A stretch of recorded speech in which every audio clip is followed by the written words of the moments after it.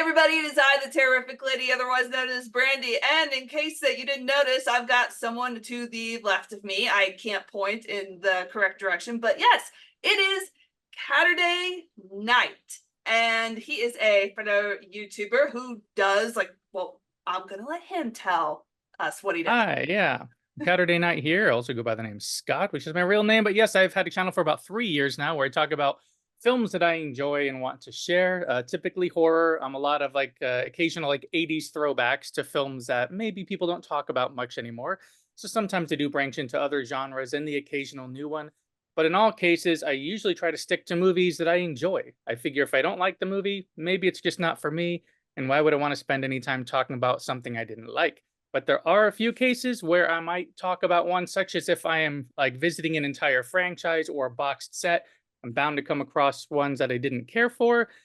But even in those cases, I try to say something nice, try to find some silver lining about it.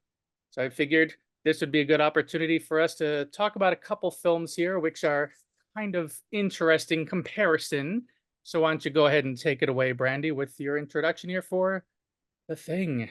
All right. So what we're going to be doing is there are three The Things, if you want to count Howard Hawks' The Thing from Another World. But in this video today, we are going to be comparing John Carpenter's The Thing to the 2011, I don't want to call it a remake. It's more like a prequel Right. to the John Carpenter's 1982 version. And we're going to be going over several things when comparing these movies. We're going to be talking about the overall story. We're going to be talking about character development, visual effects, the whole overall tone and atmosphere, the cinematography, and the legacy that each film leaves. So we're going to be talking a little bit about both and then decide which one did it better. Mm-hmm. Unfortunately, in my case, I never saw the original, The Thing from Another World, whatever. But I actually, weird story. I was at Spookala a few months ago and met Sean Cunningham, the creator of Friday the 13th, and we started talking about remakes and reboots and prequels. And I mentioned, hey, there's always a room for a remake. Look at The Thing. And he says, well, you don't really need to see the original one of that. Carpenter did it better. And then he went on a whole rant about Carpenter's 80s films. But yeah, I never saw the original, so maybe that's why I enjoy the Carpenter thing so much, because I have no comparison. I have to ask, was it a good rant about Carpenter films or a bad rant about Carpenter films? Because usually when I hear rant, it's bad. It was a good one. It was back then, I mean, he was really churning out some good stuff, but in the 90s, he wasn't quite getting it. And I see what he's saying. He did have a lot of hit or miss, but I figure a good director is going to disappoint me from time to time because they're going to try new things rather than churn out the same old, same old. And ones like The Thing and Halloween, I mean, he had really set up a lot to live up to, even though The Thing, from what I understand, had bombed when it first came out. My mind. It just it really does. Just considering now, we'll talk about this a little bit later on, just the reception and stuff and how beloved it is now. Yeah, and so when you had the idea for us to look at these, I did queue up the original The Thing just to kind of refresh my memory a little bit. I mean, it had only been a couple months since I'd seen it last. I had picked it up on 4K Blu-ray and I think that's my fifth version of it that I've bought over the years, including I still have an old DVD just because it was signed by John Carpenter, so I have to keep it, Yes. He was one he was one of the first celebrities that I got to meet. I lived in LA for about a year, and he was just doing a signing at a place called Dave's Laser Place, which used to sell and rent laser discs, and they had that new technology called DVDs. And he was there signing for free just to promote ones like, I think, The Thing and Big Trouble in Little China coming out on DVD. And funny thing was, while we were in line, we see this old woman walk up, and she looks really familiar, and she says to us, "Who are you guys waiting for?" We said, "Oh, John Carpenter's doing a signing." She says, "Oh, I worked with him on In the Mouth of Madness." And it was Frances Bay, the old woman who's the innkeeper, and she's in Happy Gilmore and Seinfeld and so many things. And she just skips the entire line, and we're all looking inside and see her walk in and Carpenter go up and give her a big hug. I just wanted to say, I'm with her. Can I skip the line? That's so cool. Like, John Carpenter is definitely on my bucket list of people to meet. And Yeah. yeah, so Yeah, that's he was really cool. He was even like sick that day and running a fever and just like hung out to sign for everybody. So it was really cool. But no. yeah, I picked up the thing on DVD then, and I think at that point I hadn't seen it in a really long time. Like it had been several years, and it was almost like watching a new film for me. And then of course since then I've watched it so many times that when it came up as a topic of this, I was like, well, I probably don't need to rewatch it, but let me just put it on while I'm writing about it just in case. Yeah, and that is definitely a good lead in to start our comparison. So let's Mhm. talk a little bit about the story of each of these movies, and let's start with the 82 version of The Thing. So we've got men on this remote Antarctic base that is known as Outpost 31. And then the movie starts with these Norwegians shooting at this dog. So it drops us right into just a bunch of questions. Like, Mhm. why are they shooting at this dog? What the hell is going on? And then, as far as I can summarize, then shit goes down. That's Yeah. pretty much my summary for this entire movie. Shit goes down. A lot of paranoia and tension ensues among the men as they are trying to figure out, well, who is who's infected, who's assimilated, and yeah, that's pretty much my summary of The Thing. Yeah, it really sets a tone for two things. First, even if you're not a dog person, the idea of somebody shooting a dog, nobody wants to see that. So that's a big mystery. What the heck are these people doing chasing this dog? Second is when one of the Norwegians goes to throw a grenade and it slips, and he says it's probably Norwegian for oh shit, you know, okay, that's the pace of the movie. It's going to be oh shit, something bad's happening every 5 minutes. What I really liked too is the paranoia and tension in the movie. I suppose somebody could have lifted it off me. Oh, That's come on. That key ring of yours is always hooked to your belt. It's not How did everybody get through it? accusing everybody. Hey, you stop it now! Copper's the only one who's got any business with it. Oh, now wait a minute, Gary. You've been in here on several occasions. Doc thought of the test. So what? Is that supposed to clear him? Well, why? Bullshit! Why would he come? As I mentioned, it just throws us right into a bunch of questions. And the story very much is not telling us, it's almost kind of guiding us along by the hand. We very much feel like we're this fly on the wall, just watching all this stuff happen.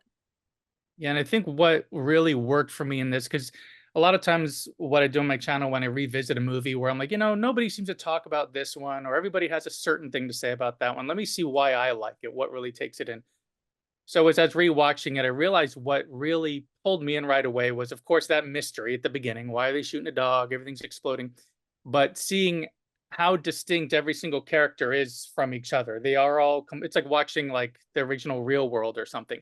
Everybody's very different. There's going to be personality conflicts, but they're also so isolated that you're going to see these problems, you know, everybody coping differently with Kurt Russell's character just kind of chilling out, playing chess, drinking some Jim Beam, and not enjoying the outcome. And just seeing how they interact immediately gets you on board with, I know who these people are, I know what their dynamic is, and now you care about them. You don't want them to die, which for me is a big thing for horror. If you don't like the characters and you're rooting for the bad guy, it's not a horror movie. It's just, let's see the people we don't like get offed.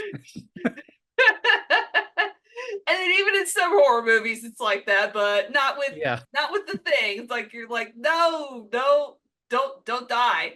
There's also very much a cultural and political context behind The Thing without like going and delving too much into the politics and stuff behind it. There's very much an us versus them mentality going on. So there's a bit of a Cold War context. There's this fear of just like the other, of this unknown entity that is ready to just, it's lurking in the shadows and ready to attack and assimilate us at any time. Yeah, that us versus them really plays within that paranoia of being off in the middle of nowhere to this all communication cut off. It kind of feels like some of the paranoia that was happening like between the US and the USSR in the 80s. But now instead of it being a known enemy that we can put a face to, there's something happening. And is it some weird virus that's just killing people and making them go crazy, or what's happening? And then when we get that first reveal of that dog reacting, or the other dogs reacting to the dog that they found being put in the pen, which I don't know how they trained them on doing that. The training for this dog just opened it. When you see this dog slowly sneaking up behind people, I mean, somehow it makes a very slow, quiet, boring scene be really scary. And now it's like, we know there's something, but we can't see it. And it's not just this dog. Now I'm really scared. Yeah, yeah. The dogs, just as an aside, the dog trainers for this movie were incredible, getting the dogs to react just the way that they did. It's just- Yeah. and that one scene is still so hard for me to watch because I'm a big dog person. Mm. I used to like fast forward through it. I don't do Yeah. it anymore. I stick it out. I really think that the way that they so quickly shove the mystery at you and you want to know, and then before you even get to really sit with it that much, now you're concerned for all these characters. I mean, you're just in it right away. Like within, like we always talk about with films, that 10 to 15-minute hook. And if they miss that, people aren't going to want to stick around to it. Or even if they get through it, they might not be feeling satisfied with what finally comes their way. But this one, it just works perfectly. And you're curious, you're concerned, and then you start getting really freaked out when some of those effects first start up. Oh yeah, so we're definitely going to be delving into some of those visual effects and Yeah. talking about those a little bit later on. But now let's talk a little bit now and compare the 1982 story to the 2011 prequel of The Thing. Since Mm. I talked about the 82 version, I'll let you sum up the 2011 version. Well, the 2011 version, I could have sworn that when this was originally being marketed, it was marketed as a remake or a reboot. And I didn't get that at all. Like, even in the theater, I'm watching it thinking, this seems very remake like, but I even wasn't catching up on like certain times and dates and this and that. But of course, the ending of it leads up to the beginning of this film. So I think one of the issues that happens is, for one thing, I didn't really get to know the characters as well. I even now can't picture more than 3 characters out of it. Like, I can't remember them. We got our main lead, we got the guy from Star Wars, and we got the guy from Game of Thrones. Like, I don't even remember their names really. For one thing, we didn't have that initial mystery because even going into it, especially on a rewatch, this is what happened leading up to the dog running to the camp. Yeah. So pretty much nobody's going to survive except whoever's flying that helicopter. So the mystery is completely gone. We even know going into it, even if it is a full remake and not a prequel, going into it what it is, and the mystery's gone. Whereas with the original, rewatching it and the mystery being gone is fine because you just want to see the steps and see little things that you didn't notice before and take in all those feelings. Or this one, I feel like it didn't have the mystery and it didn't have a connection to those characters. Now, everybody did a fine job acting. I thought the effects were actually great because they did a great mix of practical and digital and scanning practical to get better digital models. Like, they really did what I feel was the best way to use CG in this for the shots that really were impossible to go practically. But I feel like they were leaning on that and not paying attention to the character development and the mystery at the beginning. What are your thoughts about it? I felt that it was more of a straight up action horror, almost like a creature feature, Mhm. rather than a just almost like a mystery kind of paranoia and tension filled film, where it's almost very in your face, which is like the way like most action horrors are. Now, it did try and kind of fiddle with the tension. I looked at the timestamp around like maybe 45 minutes into the film, which I felt was like that took a really long time story wise, whereas Right. in the original it hardly took any time at all for like this whole paranoia, tension, and questions to start. But yeah, it had a whole tonally different vibe to it. Mhm. And it's not wrong. I mean, maybe they were going for more of the action horror type vibe, but as into comparison to the 82 version, it was a little strange tonally. We're not left guessing like at all. We know, okay, here are the monsters. Here's the thing. The thing Right. is assimilating. We see the thing like a lot in this movie. It's like there's nothing left to the imagination. Right. It's like they forget that just because you can show something doesn't mean you have to. You know, one of the examples I've brought up twice in my videos is the motel scene in From Dusk Till Dawn when George Clooney's character comes back and he wants to know where the hostage is. You never see what Seth did to the hostage. You see flashes of blood, flashes like her hand, you know, just different things. And then, you know, Clooney's reaction sells that more than if they showed it. And with the thing, the original, since they would have to spend weeks building something, they didn't always show everything. They would give you a flash or they would save it. But for something like The Thing, because of the mystery and the tense build up to that mark where you get the reveal, it works better than one like this where you get that 45 minutes. It reminds me of films like it's going to sound really crazy. It reminds me of Shazam and Green Lantern, where they spend so long with the introductions that by the time you get to the fully formed hero of the story and all the action, they've kind of lost a lot of people. Or at the end, my first thought is, okay, now that we know who they are, let's see part 2, where we could see them in action. So this one, we spend that same amount of time, but we're not getting to know the characters as well. We have zero mystery because we already know what it is. So it starts to lose me by the time everything does really start to come about in that 45-minute mark. Like for something like this, I feel like they could have jumped that to within the first 15, we've got our first monster reveal, and now it's survival more than anything else. Like drop the mystery for survival and how do they get out. Yeah, I thought that some things were a little bit too on the nose in the 2011 version. I could tell they were trying to pay homage to Carpenter's one, like they were setting up the blood test, and then it kind of veered and did a U-turn into a, well, let's check and see if people have fillings.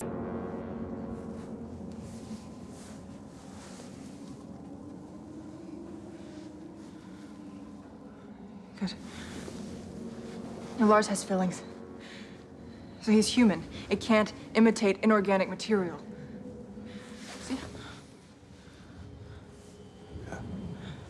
Then I had a question mark, like, huh? Well, this test, like, what if nobody's had dental work? I mean, you kind of like invalidated that entire test. And I felt that also it was lacking a lot of the cultural and political context that the 82 version had. I felt that this one, the 2011 one, was more of a just, this is action horror, this is survival horror. We're not really focused on making any kind of social commentary, which again is fine. Not every horror has to have a social, political context commentary behind it, but it was definitely missing from this movie.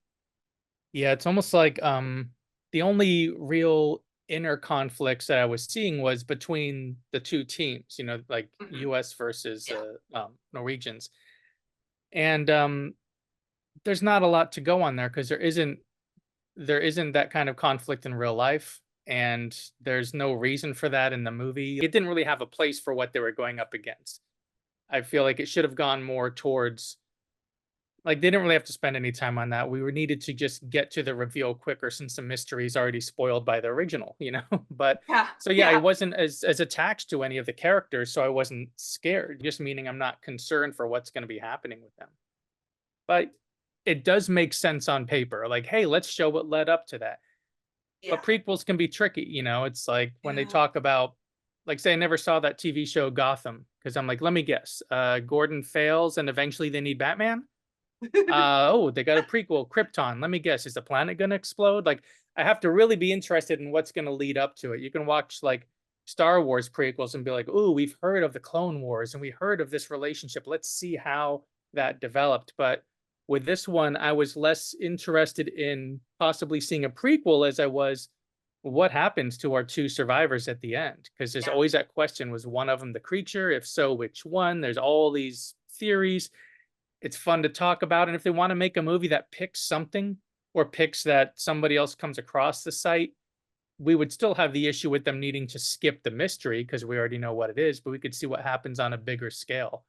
Kind of like you look at Hellraiser and Hellraiser 2, we have a a singular thing with one person getting obsessed, getting this box, and then in the sequel, it opens up to somebody who's really been investigating, and it gets bigger rather than saying, well, now let's talk about Frank's feelings before he got the box. Like, we know his feelings before he got the box. He was obsessed with pleasure and sensation. So I feel the same thing with this. There wasn't as much to go for with a prequel, and actually a straight up remake would have been better, even though most movies made, I would say, after 1970, I don't see much of a reason to remake because they seem to hold up. But there are some people who just don't want to watch something that's 30 or 40 years old, and maybe they'd be up to experiencing the story retold by somebody else. Yeah, I used to be violently against remakes in any form or fashion, and now it's just like, well, I mean, it is what it is. If someone is going to get enjoyment out of it, that's fine with me. I don't have to go see the remake if I don't want to. But that's another side note. Now let's get to the big question here. As far as story, which movie do you think had the better story overall, the 82 or the 2011? I would definitely say the 82 because everything about the story seems to stick together better, where every step along the way, I want to know what's going to happen next. I never feel like I'm being given any information that I don't care about hearing. Every single thing. I wanted to know that. I wanted to know that. I wanted to see that relationship. I wanted to see that distrust. I wanted to see how different characters crack under pressure and how certain ones don't. Whereas the second one, I just was waiting to see how it links up with the original. And that was about it.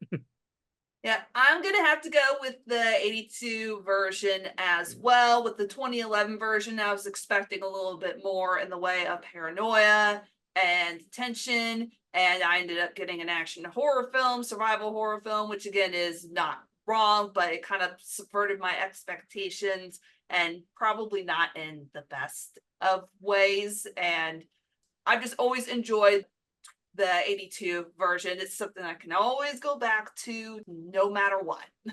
Yeah. Now let's talk a little bit about the character development. So we're going to do a little bit of analysis about the characters and how they differ in each movie in terms of things like depth, their motivations, and just their relationships. So since I started with the story of the 82 The Thing, I'm going to let you take the lead on character development in the 82 version. Well, one of the things I noticed with the 82 version is very quickly within one shot, so we're following, and I always forget character names. So we're following one roller skating around, we're going through the base. Very quickly, I think within the first few minutes, we are introduced to 6 out of our 7 characters. Like, very quickly, we get these introductions. And while it's not super in depth because we don't really need it to be yet, it's enough to know who everybody is, get a slight feel about their personality. So when they pop up again, we just continue to build off of that.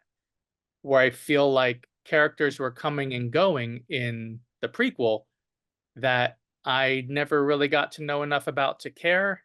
And yeah, nothing about the way that they brought those up to me actually mattered. Where the original, they really would show just enough of every person, and then we would go into another scene, then just enough again to build off of it.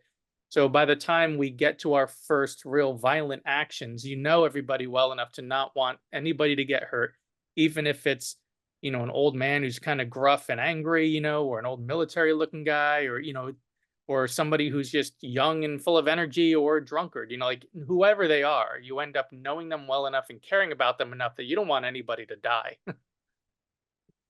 Yeah, I think that this is a great example of character development because there has to be a balance in a movie that's going to specifically go off attention and paranoia. If it's too short in the character development, then you haven't given audiences any reason to care. If it's too long in the character development, if it takes too long, then you're going to end up boring the audiences and they're going to be like, well, why should I even really care about all this? Carpenter does a great job of that balance of character development. And I counted, there are 10 characters overall in the A2 version, and there are 16 in the 2011 version. So pretty close in terms of the number of characters. I mean, we're only off by about 6, but even though there were quite a few characters in the 82 version, like you mentioned, I felt connected to them. I Right. care about them. I don't want them to die. I want them to eventually get out of it alive, which kind of spoiler alert, they don't. Yeah. They But yeah, don't. that's the other thing but- was we knew with the 2011 that pretty much none of them are going to survive because no matter what, somebody's going to end up in a helicopter chasing something and getting killed. So we know probably whatever's happening at that base, they're all dead too. Who is your favorite character from the 82 version? From the 82 version, I mean, Kurt Russell's character really does connect a lot because he's trying to represent like the everyman, that there's always something in him that you can relate to or that you've known people like him. Um, so I've really liked him. And of course, Wilford Brimley's character just seemed very smart and pretty calm for the most part until he starts figuring out something bad's happening. And then he's like, I'm going to lock down and, lock everything up. So really, if I had to pick one, it would be between Kurt Russell and Wilford Brimley for sure.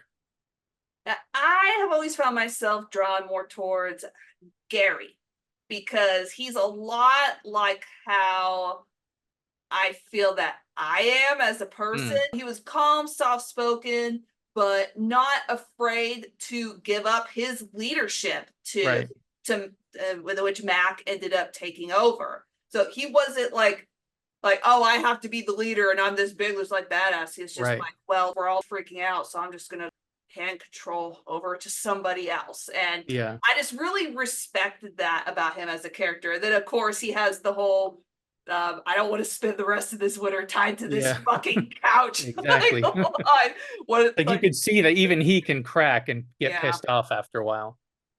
But yeah, and in the prequel, there's nobody that sticks out except, our lead maybe, just because they were the lead. I really didn't feel good.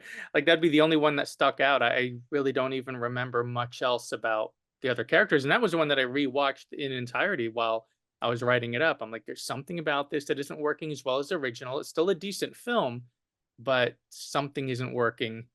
And I think it was their character development and a lack of mystery, Yeah, let's go over briefly just the 2011 version. You've already mentioned about how you felt the character development was very lacking. The lead was the only person that really maybe stuck out. And I tend to agree. It's like, and I don't even really remember her name. I remember there was an evil scientist 2 trope that was like, we're going to get these samples no matter the cost, and silence woman. You're not here to think. Right. You're just here to we're just here to get the thing out of the ice and that's it. Like so there's typical, it's very almost tropey like kinds of characters. And then like you, I was like, oh look, there's that guy from Game of Thrones. Like, yeah, I recognize him, but what was his name? Like I don't remember. And to me, that's almost the kiss of death when it comes to characters. If you can't describe their personality and you're more just like, oh well, it's this person that looks like this, or from this other show, or there's this person that was this trope, then that's a bit of an issue. So I'm gonna go ahead and answer which film I thought did it better. Again, A2 version. Better character development, more characters that you care about, you remember their names, and you're rooting for them in the end, even though they essentially don't survive. Exactly. So now we're going into visual effects. All right. Now we're going to be talking about the visual effects for each film and which movie we felt had the most effective visual effects, which ones created the most suspense and horror. So I'm going to just dive right in and start with the 82 version of the thing and its visual effects. Oh man, I have so many good things to say about this. It mainly used all practical effects done by the legendary Rob Bottin, who I believe was only just about 22 years old at the time. So very young, just upcoming like ingenue in the world of special effects at the time. They brought in Stan Winston in his studio, I believe, to do the dog version of the thing, which was also very effective. As far as the most effective visual effects, I could think of 2 just right offhand. whenever Bennings is assimilated and they chase him out into the snow, and then they just see just the whole like, like they blood curling scream, because to me, that's also the turning point in the movie. The Thing is not just this creature. It's not just this dog-like creature, animal-like creature. Right. It can now turn human.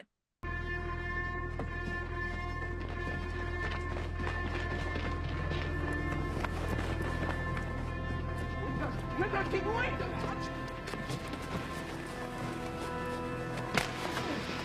Back!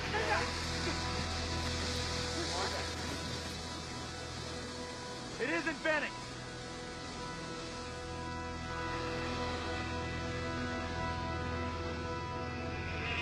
The most terrifying use of a visual effect. And then the Yeah. other effect is probably just very basic. Like everybody says this, but the blood test effect.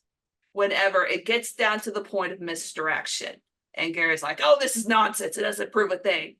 And Mac is like, "Yeah, I figured you'd say that. You were the only one who got that blood. We'll do you last." And then Palmer's blood jumps. You didn't expect that like at all. Carpenter is very good at misdirection. Also, this is like, we'll talk a little bit about later cinematography, but he also did it in The Fog when supplies fall out of a locker and then a dead body fell out of like the other locker, and you weren't expecting it. But yeah, those are, to me, are my two favorite uses of the visual effects in The Thing.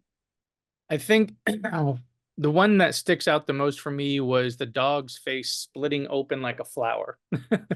Because for one thing, the dog effect was really great. You know, it really looked like a dog. You know, it really looked realistic, like this thing was sick and shaking. And it already starts looking pretty disgusting and pretty scary. And then all of a sudden, pow, it just opens up.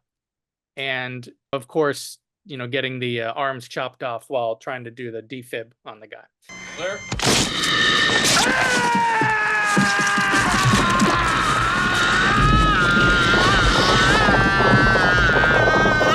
But I think the reasons why that whole scene and the dog scene stick out is just everything about it looks relatively realistic, you know, up until the big reveal, just meaning, you know, that some dog isn't going to actually split open. That's why it's not real. But it looks like if a dog could do that, if it was in that situation, it's all actually happening in camera. And what's interesting is when you look up YouTube videos of like YouTube reactors checking it out for the first time, who've only, maybe they've never even seen much horror, or they've only ever seen digital, they are so surprised and so grossed out. Because while digital does have a place, I feel like sometimes it's overproduced in a computer where you just know no matter what, that thing can't exist in the real world. With this one, with practical, everything in it looked like it could exist because it did exist. It was created. Now there's wires and tubes and stuff going off camera to a bunch of people with joysticks and pumps, but it was physically there. And of course, that does help the actors as well, even though there's a lot of cases where the actors aren't right there reacting because they're just, you know, doing their shot with second unit. But it really comes across as realistic. And that misdirection, what's cool about that scene with checking the blood is the first couple times I saw it, I didn't even notice that it was a fake hand the entire time until I was watching like with the commentary. And then you look, you can notice it's obviously a fake hand, but they've distracted you so much that you're just waiting to see the little sizzle, and then the whole thing blows up out of the hand, and it's just really done well. Yeah, it got me the first time I watched it, and it still gets me from time to time, even though I know, okay, this is Palmer's blood, and it's gonna do its weird, like, kind of jump effect thing and slither away. It still gets me from time to time, that even, like, even though I know what's coming, that's... yeah, I guess I'm just easily scared. I don't know. Let's go to the 2011 effects on The Thing. I'll let you take the lead on this one. Well, they did. So of course, you know, it's a newer film. They have newer tools, and they're going to explore what they need to do to either get that vision across artistically or get it across in a cost-effective way. And there also may just be shots that they just can't do physically, but they want to push that scene further. But I feel like where they use digital, they seem to use it where they need it to. Where I couldn't imagine them doing the entire thing practical, but at the same time, I feel like they could roll it back a little bit more where they could have done it practical, because it wasn't how extreme these effects are that makes a thing good. There's nothing about, to me, there's nothing about the visual effects in the first film that make the film. It's not like I like it because of the effects. I like it because of the mystery and the story and the isolation and seeing characters break and this weird creature. And the bonus on top was that the effects were done really well. This one seemed to want to use the effects to sell the reason for making the film by putting a lot of the CG in there for stuff they couldn't do in the 80s. Because now they have opportunities to do stuff there was no way to do. Yeah. And while I do appreciate that they mixed certain portions where they would have a lot of physical leading up to blending into a lot of digital, I think the digital took things a little bit too far, a little bit too well lit, that made it look a little bit less realistic, because they couldn't have built it, the thing can't exist, it's in a computer. One of the things I compare it to is like spaceship designs in the original Star Wars trilogy versus the prequels. The originals, they had to build a model and they had to shoot it and they had to do a certain thing with it. In the prequels, they could do it all in a computer, so you're seeing things that they probably couldn't build physically that well, and in that world, that device wouldn't make sense to be built that way because it wouldn't be robust or it wouldn't work. And I feel like that happened here as well, where it's like, okay, I know this creature wouldn't end up really getting to that extent. They needed more physical to show real structure and how the anatomy works. Where I look at a movie like, say, The Faculty, and they mix stuff, and you see these big puppet creatures that are shot really well, that go well with the digital. This one kind of pushed the digital a little bit further than it needed to be. If they rolled it back a little bit more, did a little bit more practical, it would have been a little bit more balanced. But like I said, I appreciate that they're trying new things and that they were trying to take it further than they were able to do. But I think they just shot for the moon and maybe missed in some shots. Yeah, the 2011 version, I don't know how true this is or not, but I heard that they wanted to do practical effects like all across the board as an homage to the 82 version, but higher powers that be stepped in and were like, no, we're going to use just the digital because it will be cheaper just since long run. I don't know how true that story is, but Right. That aside, there were some of the digital effects that I really liked. I thought split face was done really well in the 2011 version. Even I could tell it was a practical effect too that they did on the table whenever they were like splitting and dissecting the thing that they found in the burned building. But there were also some digital effects that kind of made me go, the guy in the helicopter, for instance, when his head was kind of splitting open almost like a cube, I thought that was a little weird. It just looked really strange to me and not natural. And you could have the argument that's like, well, this is an alien. I mean, things that he's going to be doing are absolutely not natural. And I could definitely see that, but it was off-putting. Off-putting maybe not be the right word. I was a little bit thrown off guard at some of the use of the digital effects. Yeah, and I feel like there's probably a lot of digital effects in it that we didn't even notice, because a lot of times people don't realize how much stuff's happening in the background, how many things around a practical effect are now being changed and covered up to sell it more. Mad Max Fury Road is a good example. Everybody's like, this thing didn't use any digital. It used a ton of digital, but it used it to sell the practical that wasn't able to show up exactly the way they wanted it. So they blended it seamlessly to the point where people thought there was no digital.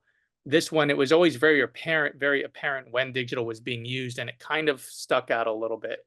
But yeah, and like I said, there's probably a lot of shots we don't even notice that they were purely digital, So, and in those cases, the digital effects, artist's job is best when nobody knows they did anything, Yeah, like absolutely. When it doesn't stand out so much and look like absolutely ridiculous in some aspects. And I think there was such a big expectation going into this, even for people who never saw the the original Carpenter one, was that the effects are so great and all the practical, and you have that on your mind going in, and then you do see some good practical, and then you do see some good digital, and then you even get to see some good transitions. But then there's some shots that a little bit too they shot a little bit too far on that. Yeah, it had it definitely, the 2011 version in terms of the effects it used had potential, but as compared to the 82 version, I'm going to throw the 2011 version a bone and say that I liked split face a bit better in the 2011 version than I did in the 82 version. But then there were also practical effects that I liked a lot better in the 82 version, like the blood test Yeah. and the whole Bennings like thing. So there were some things that the 2011 version did better, and then there were some things that the 82 version did better. So as far as visual effects, Oh, I'm yeah. going to kind of say that it's a tie in some aspects to me. Yeah, I think it can be because they both have their pluses and minuses. At the 2011 version, I will say, is a good example of how digital should be used. You know, you can't Yes. go from like back in the 90s when they tried it for everything and everything looked like a video game and didn't age Yes. well. Um, but they also really put a lot of work trying to mix it. I just think by comparison, it was really difficult to not have it stick out every time it went further than what the original could do. Um, but I think overall, I still enjoy the original better because it goes better with what the rest of the story is trying to tell. But if I go visual effects just on their own, yeah, the 2011 one definitely did a better, made better use of. I can't even really say the technology because digital wasn't anywhere near where it was in 82. They were using it for very basic things at the time. So Yeah. I don't know. I think I still prefer the original, but that might just be nostalgia speaking. It's hard to say. Yeah, sometimes nostalgia is a powerful thing that sometimes even when something is maybe not the best, we're just like, but I grew up with it and I love Yeah, it. And exactly. I know it's not that great, but I still love it because I watched it when I was a kid. Or Oh, yeah. yeah, we're all probably watching horror when we were kids. Like, by Yeah. the way. And you can watch old movies like whenever I was watching some of those old Hammer films for my channel. I mean, I went through about 45 old films and you see where the effects technically are really horrible, but in the state of the entire Yeah. story, it works just fine. It's like that's fine to just have that really waxy looking blood going down somebody's neck. Like, all right, that's good enough. I know what they're trying to tell me. It's kind of like I say that the worst special effects are in a book because you just have to imagine it. And then along the way, they started trying to visually represent that in film. So they would have a little model and a little fire off of it, and it's on a string just to let you know this is what you should be imagining in the scene. And then somewhere around, late 60s, it started getting to the point of does it look real? And we started pushing closer and closer and closer to real, where now we don't want to have to imagine what are they telling us with the effect. We Yeah. want to think that is actually happening. And sometimes that's easier with practical. Sometimes it's easier with something very mellow with digital effects. Yep. And effects should always be a complement to the story. They should Exactly. never overtake it in any way or make you feel like, well, this is absolutely fake. This looks Yeah. like strange. Exactly. Right, now let's go on to the tone and atmosphere behind each of the movies. So how did the tone and atmosphere in each, the setting of the film, the lighting, how did it contribute to the sense of both dread and isolation in each of the Mm. movies? And I'm going to let you start with Carpenter's version. I would say with the Carpenter's version, it did a really good job, not just in the way it was shot, but in the way that it was scored as well, of setting this feeling of claustrophobia and being cut off from the rest of the world. Um, because we have not just are they in Antarctica and far away, but there's a storm coming in, so they can't even safely get out and investigate anything. And then when we are shown like the aftermath of what had happened at the research station and that they dug something out of the ice, it further amplifies that to say, well, not only are you stuck in this situation far away, you're stuck in a situation with a storm. You're stuck in a situation where these people were shooting at this dog, and now something bad happened at that camp. So it's just amplifying it over and over and over. And it just really puts you on edge. And you're also, not only are you stuck in this setting where this storm's coming and there's this thing that you don't really know who's who, you're also stuck with no way to get out. Blair destroyed the helicopter. Blair destroyed I forgot the name of the vehicle. Like, I don't, it's Oh, not the snowcat, yeah. okay, yeah. Why did I want to say tractor? It's like, no, this is Oh, not yeah. a farm. This is an Arctic base. But yeah, like, so there was really truly no way to get out. So it's like, crap. Yeah. Like, now what? And so you're just like, oh my God, how are they going to get out of this? What are they going to do? Exactly. Like, it's just like, it just keeps you on the edge of your seat with the tone and atmosphere, which is something Carpenter is very well known for. He uses that tension and that kind of like keeping people on the edge of their seat. And that helps contribute a lot to the isolation. Also, I noticed a lot of lighting in the film, very almost kind of cool blue lighting, except when the emergency lights came on, then it turned just like red. But lots of cool blue lighting in the movie to also accentuate the fact that this is a very isolated place. It's cold. Yeah. I think he did something similar with They Live, where I dimly remember reading the original short story it was based on. I think it was called 8 o'clock in the morning. 8 o'clock in the something morning, like that. yes. And and he really set it up by having so many situations where you see these aliens kind of coexisting with us, that Rowdy Roddy Piper's character is stuck. He can't just run away from them. They're everywhere. So he's trapped in a situation. And it's an issue I had, I believe it was with Jeepers Creepers, which I saw once in the theater and didn't really enjoy. I know a lot of people have loved those films, but I seem to remember, seeing something suspicious and not reporting it to the police, going to investigate, finding out something bad about it, and then still investigate. I'm like, you have so many ways to get out of the situation that you're not taking. Like, there's always going to be a situation where somebody's stuck, it's really bad, and they don't seize the opportunity, and now they're screwed, and that's fine. But when they're given opportunity after opportunity after opportunity to get out, I end up siding with the killer. And so something like this, there is no opportunity to get out of Antarctica. Like, even if all their equipment was working, it could be a long time before there's any help. It could be a long time to get anywhere away from the base, even if there wasn't a storm. And then you throw in the storm and the equipment being trashed and all this stuff, you just really feel so stuck that you are so screwed that even at the end, it's just, well, everything's destroyed. Fire's going to go out at some point, and if neither one of them is the alien, they're going to die. And if one of them's the alien, they're going to die.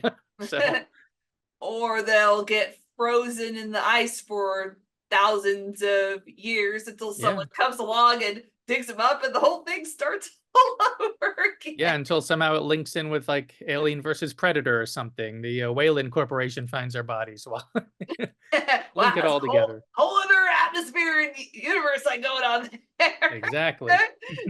And you also mentioned the soundtrack. Like, I thought the soundtrack like perfectly accentuated this film. It was almost like the pulse and the heartbeat behind this right film. And it's important to note that John Carpenter did not compose this. He went to Ennio Morricone, and Ennio Morricone, I felt, got John Carpenter's style down, because very 80s, very synth, which is also very Carpenter, but also just in something, it works. Yeah, that heartbeat is definitely a good way to describe it, because we always have those little beats, like literal beats, little dun dun bum bum dun dun dun. It's just like, okay, dun dun, here we go. It's like, yeah, like shit happens. Like, it's like you look at somebody like John Williams and you're like, you could just be doing a couple notes and make the same money. Dun dun. Done. Exactly. Yeah, and the tone of the prequel, it just felt like you said, it's more of a monster movie, more action, with anything mystery pretty much not being there, thriller being second to everything, suspense being absolutely last, and even the isolation side didn't really feel like we had that same level of isolation. It felt more like we're up in the Rockies rather than in Antarctica. Like, 2 hours away, you'll be safe. Something about it didn't feel as trapped, in my opinion. I think I would have to agree. Even though it was set in Antarctica, I felt there were still multiple ways for them to escape, because you had the guys like, oh, we're in danger, but we could go with our helicopter to McMurdo Station, even though the helicopter crashed. And, oh, we've got snowcats, even though we disabled some of them. There's still like these few other snowcats that we can use to leave. And there's definitely the argument that you could use for the 2011 version, like, well, even though they had potentially had other ways to leave, they don't know if they're going to be leaving with the thing. So in a sense, they're still trapped. It's just like, well, yeah, I get it, but you're kind of still offering these characters a way out by Yeah. giving them vehicles that they can use to escape at just any point of any time. So I Yeah. didn't feel like this sense of urgency Right. or this whole just like, oh my God, they're trapped. How are they going to get out of this? I felt a more, oh my God, they're trapped. They could potentially Yeah. one of them makes it out of it alive. But I think I remember hearing too that people had that question about whether Mary Elizabeth Winstead's character, I don't remember her name, but they were like, well, maybe she made it out of it alive. And I forget whether the screenwriter or the director said it. They're like, nope, she's 100%, she's dead. Yeah. She's dead. So, but yeah, it's like, long story short, the tone and atmosphere for it, yeah, I didn't feel that sense of urgency that I Yeah. did with, or that, yeah, I didn't feel that much. So as far as tone and atmosphere, I'm giving it to the 82 version. Oh, exactly. Yeah. It did it, I felt way better. Yeah, and I think that's where really this 82 version seems to, shine the most is in that storytelling. But then when we throw in, next item here for cinematography and direction and the different styles, like what do you feel about how Carpenter, I know some of this we already touched on when it comes to like music and it's kind of setting that overall tone, but what do you think about just in general his direction on this one? Well, when you have a John Carpenter film, you're going to have several things. You're going to have a score that he's very often composed himself, which in the case of this movie, as I already mentioned, that he didn't. But it's a very also straightforward story. There's not a lot of sub thoughts that go branching off into different directions. It's just like this is one straightforward story. It is these men are trapped with this creature. There is no way out. Shit's going down. This straightforward story that he uses in a lot of his movies, it gives him a chance to focus on the atmosphere and the tension. With his directorial style, I felt that it worked for this story, for the thing. Now, could you say that anybody could direct this movie? Well, of course, anybody could direct this movie.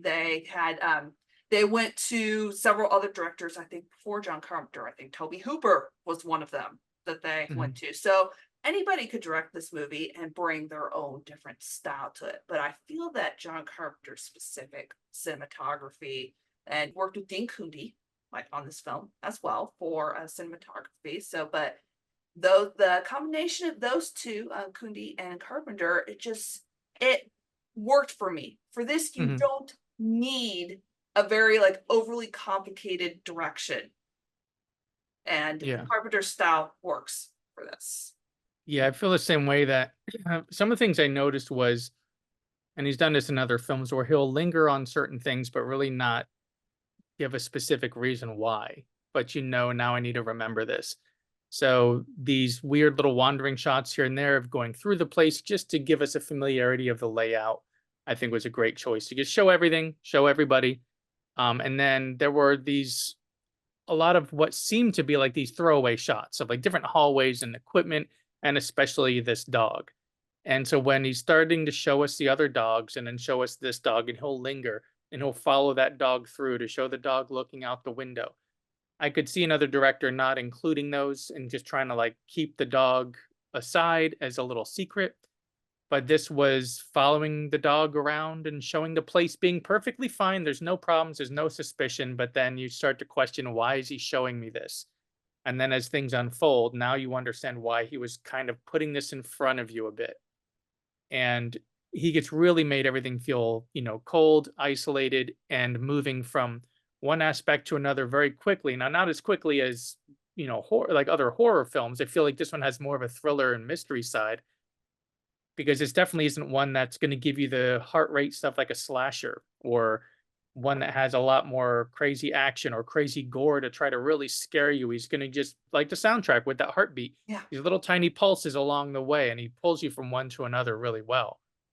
But when I look at this, at the prequel to it, the 2011 from Matthijs van Huijningen, he didn't have a lot of experience before this. There were like some shorts. Yeah, I think there were 3 shorts and a video it showed. And something about it just, it was very in your face, saying, here's step 1, here's step 2, here's step 3, very literal, little left to the imagination. I got the sense that he was not really in charge of trying to lead me down a certain direction to make me feel a certain way, as much as he was just kind of showing me what was in that script. You know, the script says this, here you go. Script says that, here you go. And I was left kind of like, okay, I get it. And what's the next scene? You know, like I just wasn't really all that excited. Yeah, I noticed with a lot of this, I cannot pronounce his name, so I'm not even going to try. So because I'm going to mess it up. But the director of the 2011 version, it's I could tell it's very action horror oriented because there was a lot of close up, in your face shots. There weren't a lot of the tracking shots, like as you described in Carpenter's version of the thing. So there weren't a lot of following these seemingly innocuous Right. things. And in the 2011 version, very in your face, very close up. It doesn't really give us a lot of time to pull back and breathe and kind of process Yeah. all the information and what is going on. And it could very much do with the fact that, again, it's more of an action based horror. Yeah. It's very, it wanted to like get us up into the action. And again, that's fine. But for this type of movie, I don't feel like the in your face approach and the literal approach and the look at this approach like really Right. works. Yeah, I just didn't really come through on this one. So, what do you think about the legacy? The legacy of Carpenter's The Thing. Well, as we all know, anybody who is huge fans of Carpenter's The Thing, it did not do well when it was first released. It was very reviled. It was called instant junk. It was called wretched excess. Carpenter was like, well, even the original director from The Thing from Another World, he was dissing me. So it, in a sense, almost tanked his career, which is very sad. But with the advent of VHS and home video, and also cable, places like HBO, the film gained a new audience. And it's only skyrocketed in popularity. Like since then, you've had movies such as Quentin Tarantino's The Hateful Eight that has taken inspiration from The Thing. You have merchandise, which I'm wearing some of that right now. You got video games. You had that one that came out for the PlayStation in 2002. You have board games. It goes on and on and on. So Carpenter's film has this legacy, this cemented legacy, to where people still talk about it almost 42 years after its release. Yeah. Still have that debate about the end. Like, is McCready the thing? Is Childs the thing? Is Yeah. either the thing? People are still talking about the ending almost 42 years later. And so and I think people are still going to be talking about it pretty much for forever. That's its legacy. Yeah. Because I think same thing. For one thing, people don't talk about The Thing from Another World anywhere near as much. No, They just talk about The Thing. So it's definitely overshadowed the original. It took the original and twisted it around. And, they waited over 30 years to do it, so they did give that other one time to have its life, its fans, and then see where they could expand upon it. And there were reasons. We had a way to do it in color, which should be cheaper than what it would cost in 1951 to do the original that way. Had better ways of doing special effects, better ways to just tell that story. So they had opportunity to, from what I understand, to really change things up. But yeah, people don't talk about the original anywhere near as much. And even like I mentioned, speaking with Sean Cunningham about remakes, that he gets pretty much disregarded the original. He's like, just watch the Carpenter one. There's not really much of a reason to see the original by comparison. It's a different kind of film, felt more sci-fi like. And, even him, he just didn't seem to care for it that much compared to what Carpenter did. And the fact that, that it's still being talked about. I also judge things by watching like YouTube reaction videos. If I see somebody who's like 18, 19, or 20 checking out this old movie, The Thing, and they like it, and they are astounded by the twists and turns and the special effects start to gross them out, I know it's got a lasting impact. Because sometimes they watch an older film and they just don't get into it. Yeah. I saw somebody watching The Breakfast Club and they just couldn't get it because they never had a high school experience like that. So some yeah. movies don't work with the younger generation, and this one they still like it. And people like me who'll watch it for the 20th time and I can still enjoy it shows, I mean, I had it on recorded off of cable, then I had a Laserdisc, DVD, Blu-ray, and now 4K Blu-ray. Like I said, I still have my DVD since it's autographed by him, but I've bought this movie several times. And every time I sit down to watch it, I think, well, maybe it'll finally hit that point where I've seen it so much, I just don't really care anymore. But I still end up watching the whole thing and really enjoying it. And the fact that it's held on so long that instead of remaking it, they decided to do the prequel to say, well, let's do more with the story because it's already a remake. Let's not try to remake it again like A Star is Born or something that they've remade several times. Yeah. So they go for a prequel, and it makes sense on paper. I just think for those who were fans of the original, they lose out on all the mystery, so it's not as good. And people who haven't seen the original will probably just be told to watch the original, like, oh, watch the original first. It's much better. So this new one, this prequel, doesn't seem to have anywhere near the legacy. We're not even remembering the character names. I only can picture a couple of them. I know there were some cool effect shots, there was some cool action, but somehow, even though the movie is, let me see, it is 6 minutes shorter than the original, Oh. somehow it feels 30 minutes longer. Yeah. The 2011 version has its legacy due to the fact that it's connected to John Carpenter's The Things. Like, and I know the director loves John Carpenter's The Thing. He wanted to do this prequel justice, and it's definitely not the worst movie that I have ever seen. I'm Right. not gonna stand there and point the finger and say this is utter hot garbage and I Right. absolutely hate it. It definitely had its high points for me, but is it something that I would go back and watch again over and over and over like the original? No, it's not.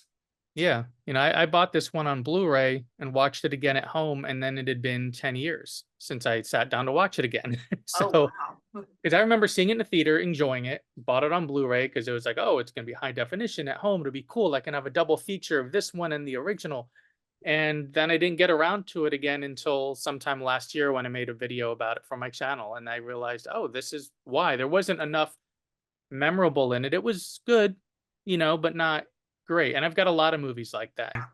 When video rental was fading away, I would watch a movie. If I liked it enough to ever want to watch it again, I would buy it on Blu-ray.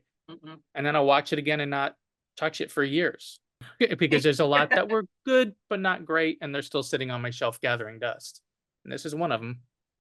Yep. So I guess let's wind this up and Yeah. by saying like which film do we like better? I think probably people watching this already know, Yeah, I but know. we're gonna like briefly just mention it. Obviously Carpenter's 82 version.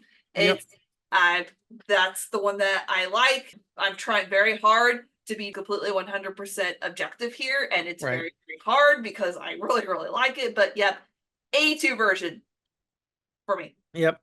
Same thing with me. I think it's more rewatchable. And even though there are some visual effects shots that are really, really good in the prequel, and it's really interesting what they were trying to do, I think something fell short, not because of the directing style or the writing style or the acting, just because of the subject. Trying to do a prequel to this story doesn't work that well because the original, the 82 version, relies on the mystery and the thriller side so much that if you don't have that, it weakens the story and makes it kind of slow. So the 82 definitely will be that one that will always get my vote, but an honorable mention for this prequel because it was decent project, decent film, just not my favorite. Yep. All right. And this is our comparison of the 82 and the 2011 versions of The Thing. So, CaturdayNite, thank you for coming on and talking with me about this stuff and kind of jump back and forth. So, Exactly. where can people find you if they want to check out your channel or check you out on social media? I am just at youtube.com/CaturdayNite, all one word, night spelled Nite. And yeah, I've got 265 videos, I think, up there now. I've done some box set reviews, such as I had this big set of Hammer films, which then led me to do all of the Hammer Frankenstein, Dracula, and Mummy films, and a few one-offs that people would recommend. I did revisits of various franchises such as Friday the 13th, The Nightmare on Elm Street, Phantasm. That was a rough one. Phantasm's rough to get through. That's really crazy. And just recently finishing up revisiting all the Underworld films. So I got a lot of content like that. And outside of the horror, some old 80s stuff thrown in there. You know, just films that people don't talk about as much to see if they hold up. So it might be kind of strange to see a bunch of horror and then the Mark Harmon movie Summer School thrown in there, you know, and then a bunch of horror and then the Daphne Zuniga film Modern Girls. Just, you know, I got to mix up. Yeah, if you guys like horror and you guys like 80s movies, definitely go check them out. Cool stuff. Yep. So until next time, everybody, class is dismissed. And yeah, see you next time. See you in the next one. Bye.